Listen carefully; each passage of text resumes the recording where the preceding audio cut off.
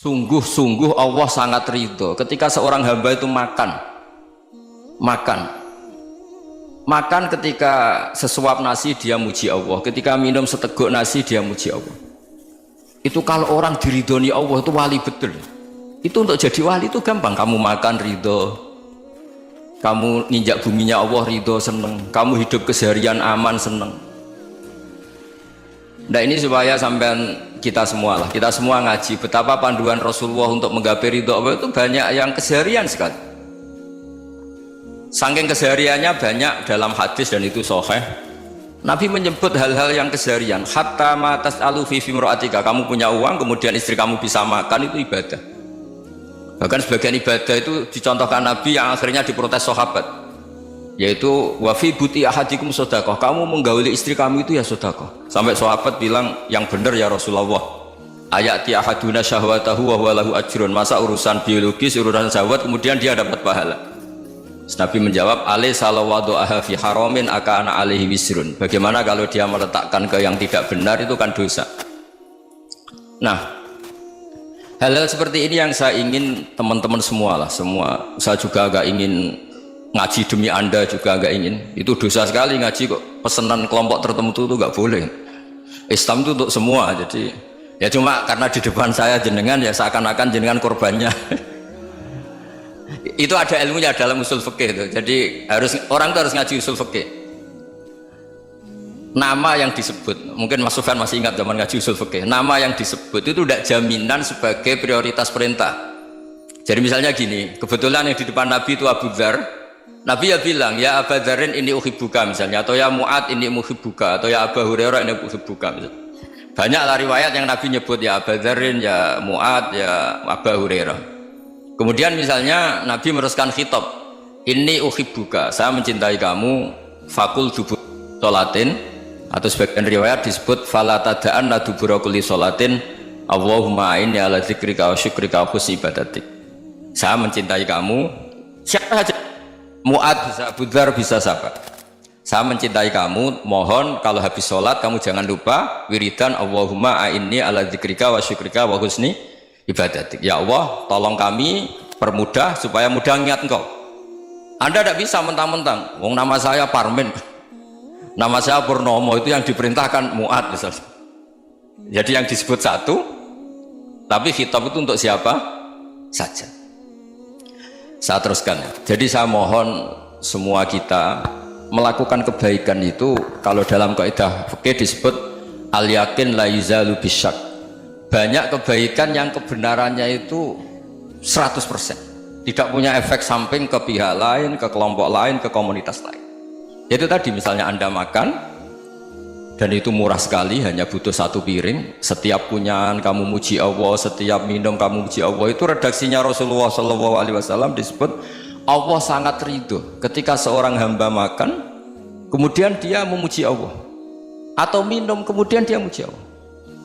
Logikanya gampang, negara seperti ini yang kamu harapkan bentuknya kayak apa, mertua, ipar, komunitas, tetangga, itu nyata terjadi itu kan belum pasti. Sementara yang mesti terjadi adalah kamu butuh makan, kalau tidak mati, butuh minum, kalau tidak mati, butuh bumi yang nyaman ditempati, kalau tidak kita juga mati. Sebab itu Allah kalau menyebut nikmatnya itu hal-hal yang keseharian. Alladzi at'amahum min ju'. Allah itu siapa? Allah itu yang menciptakan kamu bisa makan, tidak berlebihan. Allah itu yang menciptakan kondisi sosial itu ideal. Zaman Nabi itu ya ada orang munafik, orang-orang pilihan Allah itu juga diuji orang sekelilingnya yang macam-macam. Semua diuji sesuai konteks zaman dan waktu. Nah, tapi ada ibadah-ibadah yang selalu disarankan Nabi. Sampai Nabi itu pernah ditanya, ayul islami khairun ya Rasulullah, Islam terbaik itu gimana? Jawaban Nabi itu unik, it'amut to'am, Islam terbaik itu ya makan-makan, yang santai-santai. Ketika Allah menyebut beberapa kebaikan, falak tahamal aqobah, wa ma adrokan apa? Mal aqobah. Terusannya apa? Fakku rokobah. Terusannya apa? Au it'amun fiyaumin di masubah. Ya, atau acara makan-makan itu juga Islam. Kenapa? Ya bayangkan kalau tidak ada makanan, kita mati kan?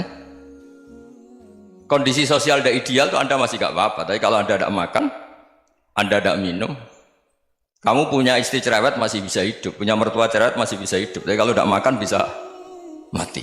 Berarti penting mana istri sama makan? Penting mana? Makan. Semoga istri Anda dengar. Nanti kamu disuruh makan tapi pulang deh. Itu kalau dibahasakan makan masih memahami. Penting mana nasi satu piring dengan istri? Nggak ada nasi mati, nggak ada istri belum mati. Penting mana? Gak berani jawab kan? Nah, ternyata Anda ada garang kan di depan istri. Jadi saya mohonlah, mungkin Mas Sufyan Sauri tadi yang bisa bantulah teman-teman tuh ngaji yang keseharian saja. Karena kita nyari ridha Allah itu berdasar firman Allah, dan firman Allah itu menyebut keseharian tuh riang gampang.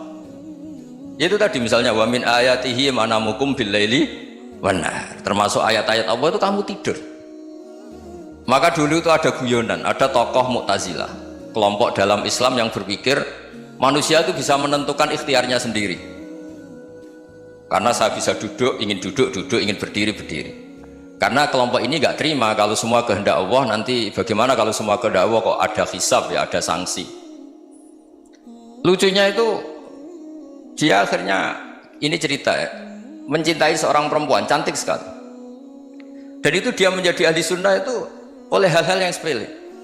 Karena istrinya cantik, ya namanya suami istri hubungan intim. Terus ditanya, Mas masih ingin lagi? Masih. Silahkan diulang lagi. Wah ya tidak bisa. Katanya manusia bisa menentukan yang diinginkan. Itu tobat itu. Itu nggak bisa ditobatkan Mas Sufyan Ats-Tsauri. Orang cantik yang mudah nobatkan orang itu orang cantik. Segampang itu.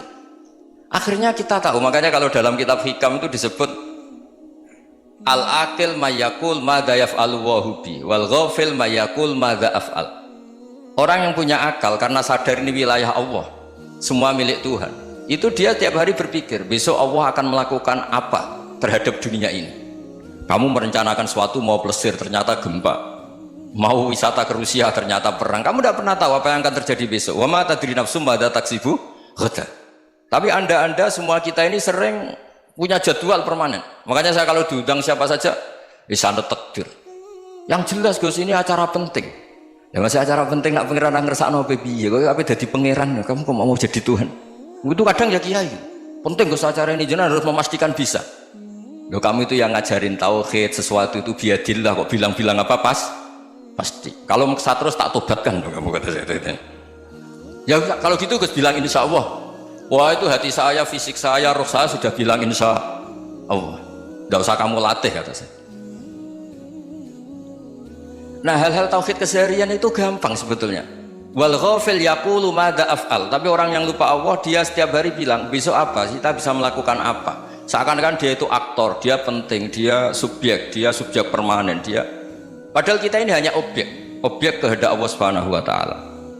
Karena kita yakin sesuatu yang terjadi di alam raya ini kita tidak bisa apa-apa.